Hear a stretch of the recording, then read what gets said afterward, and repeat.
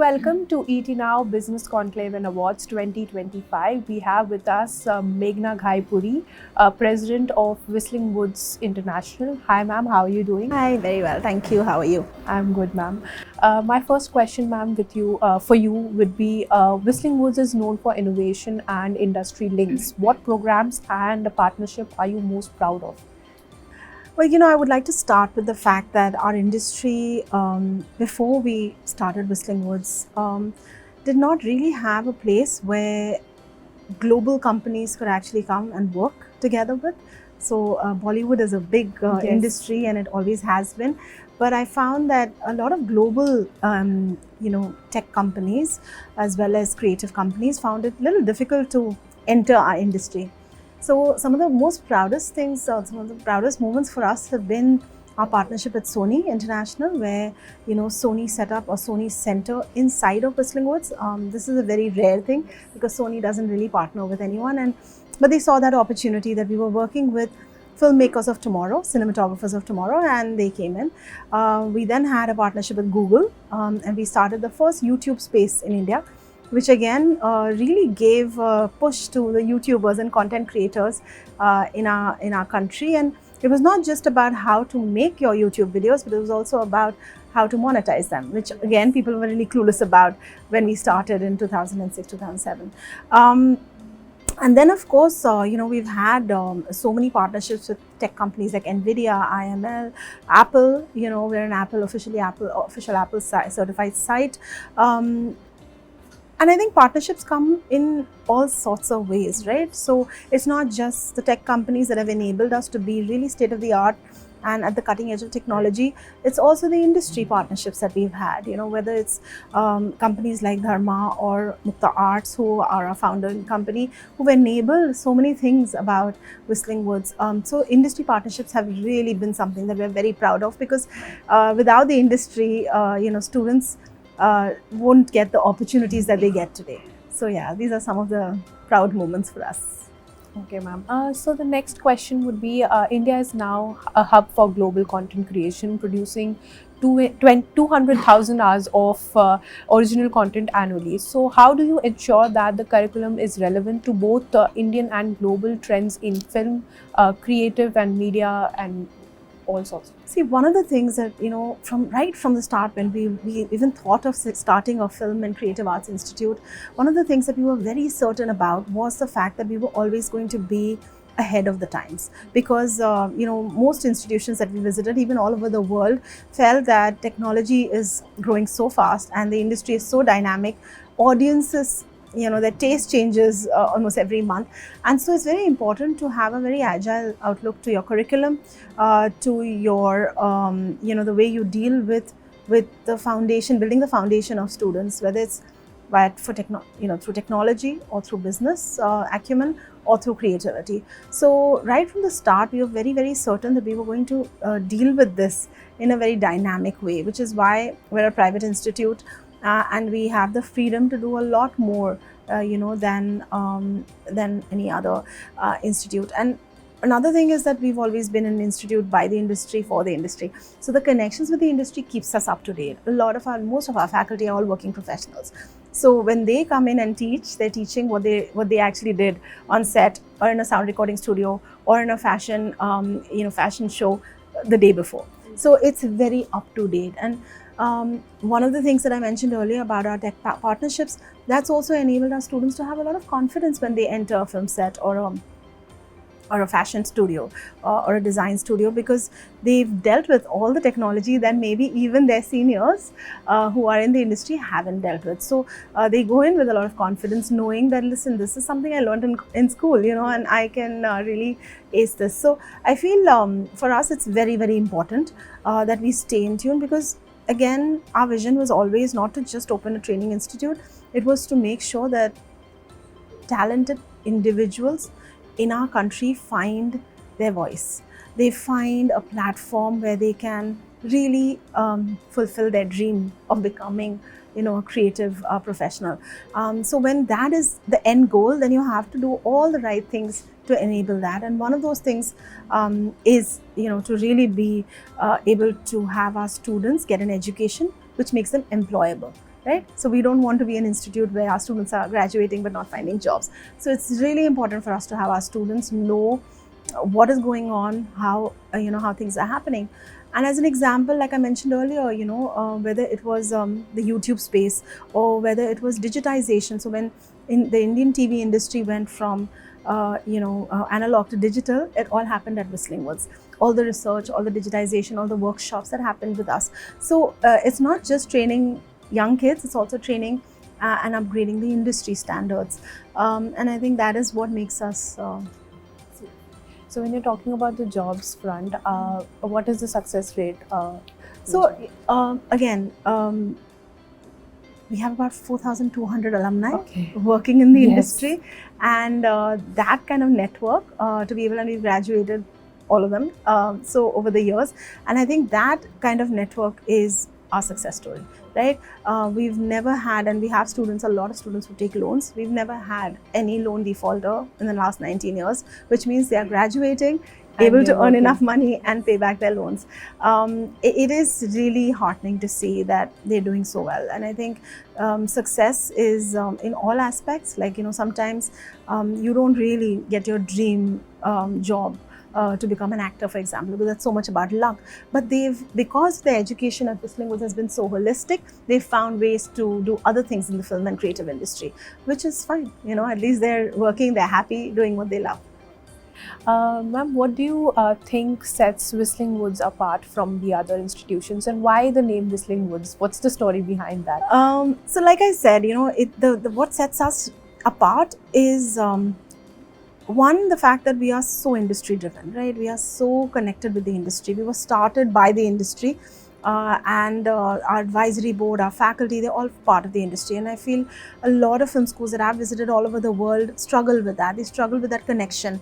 And a lot of students feel isolated. And when they go out in the industry, they find it like, strange This is a new space, place. because they're like, I didn't learn any of this, or I don't know how to deal with real life problems. So one of the things that we really focused on was that.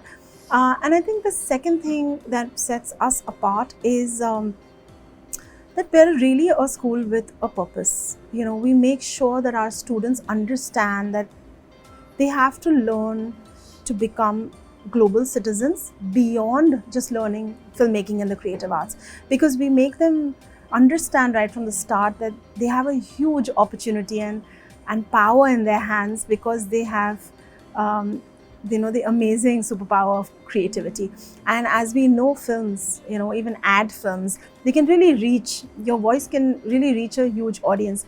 And so if your voice can be used creatively to help the world, help the planet, then nothing like it. So I feel a lot of our faculty, all of us, we really work with our students to make sure that they're responsible filmmakers, responsible fashion designers.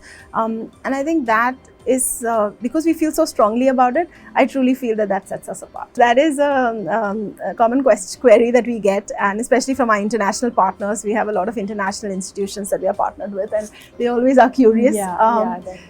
So this was our founder's vision to name it this. We were all, like, you should name it after yourself, or you should call it the Bombay Film Institute or whatever. But he said that, the institute has to live on for longer than me and longer than my legacy. It is going to be a legacy on its own, so it cannot be attached to me.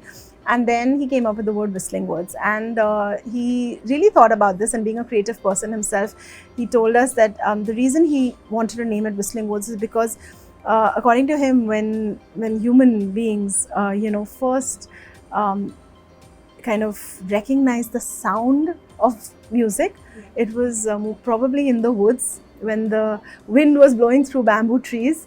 And that is when, he or she may have picked up a bamboo, made holes in it, and created a flute.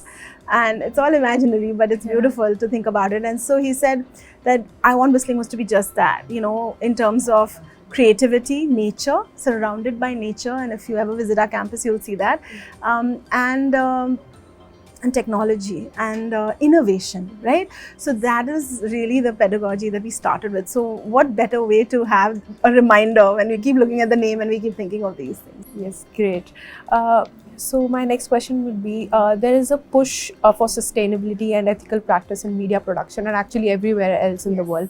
So what role does environmental responsibility play in course development and campus operations at Whistling Woods? Yeah, so I personally take this task very, very seriously. I believe that the world, the planet requires not just slogans. It requires sustainable human behavior. I feel each one of us need to start becoming sustainable in our own lifestyles, and only then will we reach the United Nations goal of 2030. So and there's not much time left anymore.